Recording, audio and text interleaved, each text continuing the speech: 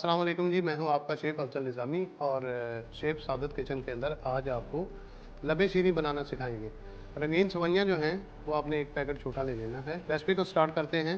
सबसे पहले हम दूध लेंगे और दूध को हम किसी भी बर्तन के अंदर डाल के इसको बॉयल दे लेंगे और इंतज़ार करेंगे उस वक़्त का जब तक इसको उबाल नहीं आ जाता। दूध को उबाल आ चुका है और हम क्या करेंगे कि 200 ग्राम चीनी जो है वो हम इसके अंदर शामिल कर देंगे।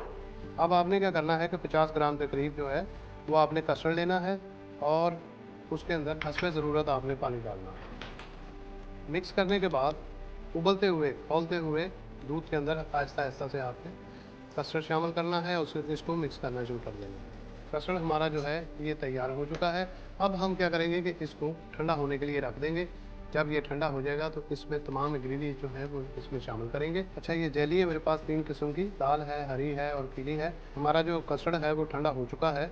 अब हम क्या करेंगे कि ये रंगीन सेवइयाँ ये इसके अंदर शामिल कर देंगे।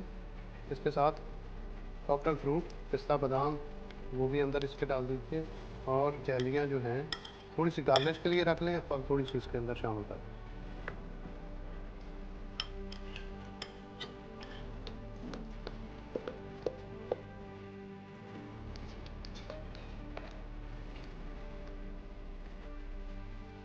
जी, मैं उम्मीद करता हूँ कि आज की जो डिश है लबे शीरी वो आपको बहुत पसंद आएगी।